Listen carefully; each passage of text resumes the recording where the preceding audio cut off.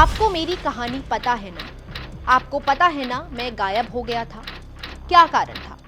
7 साल तक गायब रहने के बाद जब हनी सिंह वापस लौटे तो उनके लुक की काफी बात हुई। फैंस को उनका सॉल्ट पेपर वाला लुक फैशन सिंबल लगने लगा। लोग सलों में जाकर हनी सिंह की फोटोज का रेफरेंस देकर कहते कि हमें ऐसा लुक चाहिए। लेकिन अपने हालिया पॉडकास्ट में उन्होंने बताया कि बीते 7 सालों से वो जिस लुक में नजर आ रहे हैं वो उनके असली बाल नहीं है, वो विग है। बाइपोलर डिसऑर्डर की वजह से वो इन 7 सालों तक हेवी मेडिकेशंस पर थे, जिस वजह से उनके बाल चले गए और अब वो विग पहनते हैं। हनी सिंह अपने बाइपोलर डिसऑर्डर के बारे में कई बार पहले भी बात कर चुके हैं। पहले भी एक इंटरव्यू में उन्होंने बताया था कि वो इस डिसऑर्डर की वजह से अपने नोएडा वाले घर में बंद हो गए थे। तकरीबन 2.5 साल तक वो घर से बाहर नहीं निकले और 1.5 साल तक कमरे से बाहर नहीं निकले। वो वॉशरूम का दरवाजा खोल कर नहाते थे। उन्हें डर लगता था कि वो मरने वाले हैं। उनके साथ बड़े अजीबोगरीब एपिसोड्स होते थे। उन्हें लगता था कि घर में ये जो लेडी घूम रही है, लोग कह रहे हैं वो मम्मी है, लेकिन वो मम्मी थोड़ी है। अपने पिता, पत्नी और बहन के बारे में भी वो ऐसा ही सोचने लगते थे। ये बाइपोलर डिसऑर्डर आखिर होता क्या है, ये समझाएंगे मेरे साथी आयुष। डॉक्टर पल्लवी जोशी के मुताबिक ये बीमारी दिमाग के न्यूरोट्रांसमीटर में गड़बड़ी के कारण होती है और ये सामान्य मूड स्विंग से बहुत अलग है। सामान्य इंसान दिन भर में थोड़ा खुश होता है, थोड़ा दुखी होता है, जो नॉर्मल है। लेकिन बाइपोलर के मरीज में जब खुशी या उत्साह का स्तर बढ़ता है तो वो इतना ज़्यादा एक्सट्रीम पर चला जाता है जिसे कंट्रोल करना मुश्किल होता है। इसी तरह जब डिप्रेशन आता है, वो उदास होता है, तो वो भी बेहद गहरा हो जाता है। ये दोनों अवस्थाएं यानी मूड स्विंग्स की तरह कुछ घंटों के लिए नहीं होती, बल्कि हफ्तों और महीनों तक लगातार चलती हैं। बाइपोलर डिसऑर्डर में मरीज की भावनाओं और मूड पर बुरा असर पड़ता है। इससे मरीज का मूड दो एक्सट्रीम्स के बीच में झूलता है। एक तरफ होता है मेनिया यानी बहुत ज्यादा उत्साह और दूसरे छोर पर होता है डिप्रेशन। ऐसा नहीं है कि हनी सिंह किसी एक घटना की वजह से इस डिसऑर्डर का शिकार हुए हों। उनकी लाइफस्टाइल, हशीश, चरस, गांजा, अल्कोहलिज्म और बचपन से अंदर पनप रहा गुस्सा इसके ट्रिगर होने की बड़ी वजह बना।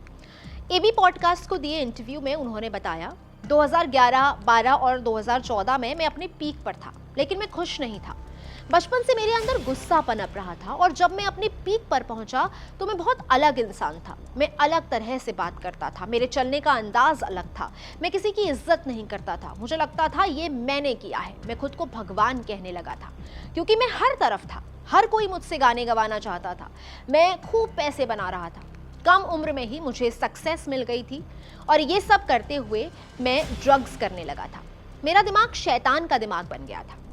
आयुष से अब इसके शुरुआती सिम्टम्स क्या होते हैं वो समझते हैं। बाइपोलर डिसऑर्डर के मरीज में कई तरह के लक्षण देखे जा सकते हैं। मेनिया में मरीज कम सोता है, बहुत बड़ी बड़ी बातें करता है और ज़रूरत से ज़्यादा पैसे खर्च करने लगता है। मरीज में अचानक से बहुत ज़्यादा आत्मविश्वास आ जाता है, चिड़चिड़ापन, नींद की कमी, ज़रूरत से बहुत कम सोना, सिर्फ 2 से 3 घंटे सोकर एनर्जेटिक रहना और लगातार तेज तेज बोलना। इसके साथ ही मरीज को डिल्यूजन ऑफ ग्रैंडियोर हो जाता है, यानी वो सच से बहुत दूर हो जाता है और बड़ी बड़ी बातें करने लगता है। वो बिना सोचे समझे अंधाधुंध पैसा खर्च करता है, गलत बिजनेस में इन्वेस्ट कर देता है या ऊंचाई से कूदने जैसे खतरनाक हरकतें करने लगता है। इसके उलट वहीं डिप्रेशन फेज में मरीज बेहद उदास रहता है, खुद को कमरे में बंद कर लेता है, छोटी छोटी बातों पर रोने लगता है और उसे खुद को नुकसान पहुंचाने के विचार आने लगते हैं। अब आप ये सोच रहे होंगे कि हनी सिंह के साथ बचपन में ऐसा क्या हुआ कि उनके मन में इतना गुस्सा भरा हुआ था। पॉडकास्ट में उन्होंने बताया, जब वो स्कूल में थे तो उनके बाल लंबे हुआ करते थे।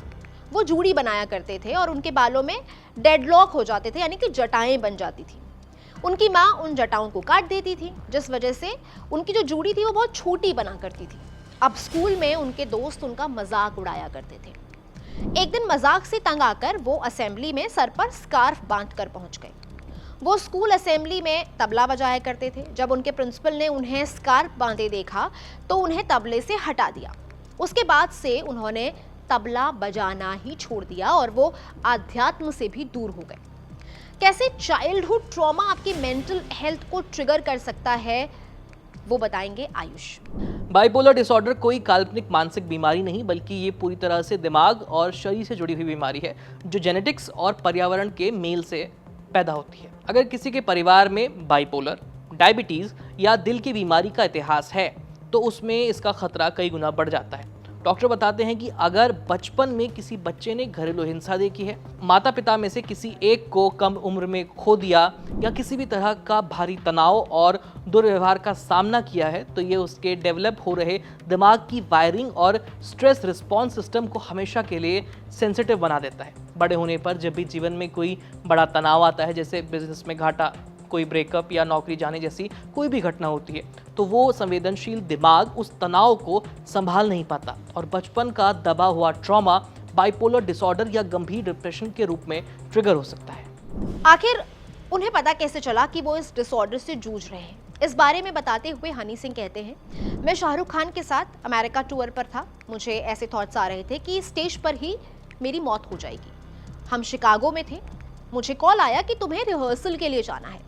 मैंने कहा मैं नहीं जा सकता। मुझे शाहरुख भाई का कॉल आया, उन्होंने पूछा क्या हुआ? मैंने कहा कुछ नहीं, मैं ठीक हूँ, मैं ठीक हो जाऊंगा, मैं आपको स्टेज पर मिलता हूँ, पर मैं रिहर्सल के लिए नहीं आ पाऊंगा। शाहरुख भाई ने कहा ठीक है। मुझे लगातार लग रहा था कि मैं इस शो के दौरान मर जाऊंगा। मुझे लगा मैं इन थॉट्स से खुद को कैसे निकालूं, तो मैंने सोचा क्यों ना अपने बाल उतार लेता हूं। मैंने ट्रिमर उठाया और अपने आधे सर पर चला दिया। मुझे शो में टोपी पहना दी गई। मुझे लगा लोग मुझे समझ नहीं रहे हैं। मैं स्टेज पर था, मैंने 2 गाने गाए और मैं वहां से चला गया। उसके बाद से 7 सालों तक मैं अपने घर में बंद रहा।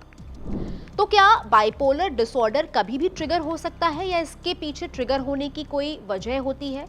ये आयुष से समझते हैं। बाइपोलर डिसऑर्डर का पहला एपिसोड आमतौर पर 15 से 25 साल की उम्र में दिखता है, लेकिन ये जिंदगी में कभी भी ट्रिगर हो सकता है। इसके मुख्य ट्रिगर्स हैं अचानक नींद की साइकिल का टूटना, बहुत ज़्यादा मानसिक तनाव या कोई बड़ा life change. Doctor Muralidharan Keshavan बताते हैं कि सही इलाज और लाइफस्टाइल मैनेजमेंट न मिलने पर यह बीमारी कभी भी दोबारा उभर सकती है। बाइपोलर डिसऑर्डर का इलाज पूरी तरह से संभव है और मरीज ठीक होकर नॉर्मल जिंदगी जी सकता है, लेकिन एक बार ठीक होने का ये मतलब बिल्कुल भी नहीं कि ये बीमारी जिंदगी में दोबारा कभी नहीं होगी। चूंकि बाइपोलर का मुख्य कारण या ट्रिगर स्ट्रेस होता है, तनाव होता है, और जीवन में तनाव कभी भी आ सकता है। जब भी कोई मरीज अपनी दवाइयाँ खुद से बंद कर देता है या जीवन में अचानक से मानसिक प्रेशर बढ़ जाता है, तनाव बढ़ जाता है, तो ये बीमारी कभी भी दोबारा ट्रिगर हो सकती है। मरीज अक्सर इलाज के दौरान 2 मुख्य शिकायतें करते हैं। पहला, नींद ज़्यादा आना और दूसरा, वजन बढ़ना। इन साइड इफेक्ट से परेशान होकर मरीज बिना डॉक्टर की सलाह के दवा को बंद कर देते हैं, जिससे बीमारी रिलैप्स कर जाती है। डॉक्टर सलाह देते हैं कि दवा खुद बंद करने के बजाय अपने साइकियाट्रिस्ट से बात कीजिए ताकि ये दवा को वो बदल सके या इसकी डोज को एडजस्ट कर सके।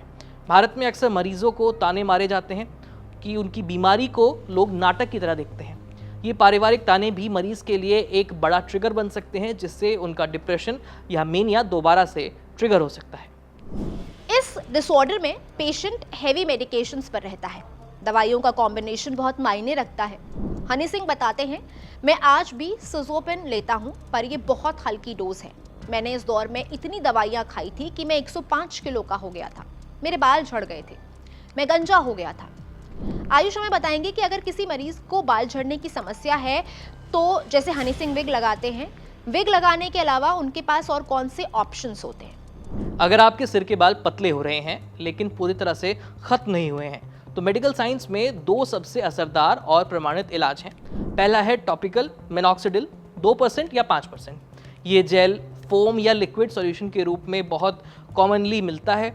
इसे सिर की त्वचा यानी स्कैल्प पर लगाया जाता है। ये वहाँ खून के सर्कुलेशन को बढ़ाता है, जिससे कमज़ोर बालों को ज़्यादा पोषण मिलता है और वे फिर से मोटे होने लगते हैं। फिनिस्टेराइड ये दवा उन पुरुषों के लिए है जिन्हें आनुवांशिक गंजापन है। ये शरीर में DHT यानी डिहाइड्रोटेस्टोस्टेरोन नाम की हार्मोन को बनने से रोकती है, जो बालों की जड़ों को सिकोड़कर उन्हें हमेशा के लिए खत्म कर देता है। ये दोनों दवाएं तभी तक काम करती हैं जब तक आप इनका इस्तेमाल जारी रखते हैं। इन्हें बिना किसी क्वालिफाइड डर्मेटोलॉजिस्ट की सलाह के शुरू मत कीजिए, क्योंकि इनके अपने साइड इफेक्ट्स भी हो सकते हैं। इसके अलावा कुछ नॉन सर्जिकल क्लिनिकल प्रोसीजर्स भी हैं, जैसे कि PRP यानी प्लेटलेट रिच प्लाज्मा और GFC यानी ग्रोथ फैक्टर कंसंट्रेट थेरेपी। इसके अलावा हेयर ट्रांसप्लांट सर्जरी इसका स्थायी समाधान है, लेकिन आपको ये ज़रूर बताना चाहूँगा कि कोई भी प्रोसीजर या दवा लेने से पहले आप किसी अच्छे डर्मेटोलॉजिस्ट से बात कीजिए, क्योंकि बालों के झड़ने या कम होने की कई वजहें हो सकती है, जिनका पता लगाना और उन्हें दूर करना बेहद ज़रूरी है, ताकि आपका इलाज सही तरीके से काम कर पाए और लंबे समय तक आपको रिजल्ट दिखे। हनी सिंह कहते हैं कि उन्हें उनका वो वर्जन बिल्कुल पसंद नहीं था। वो नहीं चाहते थे कि फैंस उन्हें उस हालात में देखें, लेकिन अब वो युवाओं को ड्रग्स से दूर करने के लिए कोशिश करना चाहते हैं। वो अपनी उस जिंदगी से बाहर निकलकर एक नए हनी सिंह के रूप में सबके सामने हैं। आपको कौन से वाले हनी सिंह ज़्यादा पसंद थे, आप कमेंट करके बता सकते हैं। इस वीडियो में इतना ही, दीजिए इजाज़त। आप देख रहे हैं कड़क। शुक्रिया।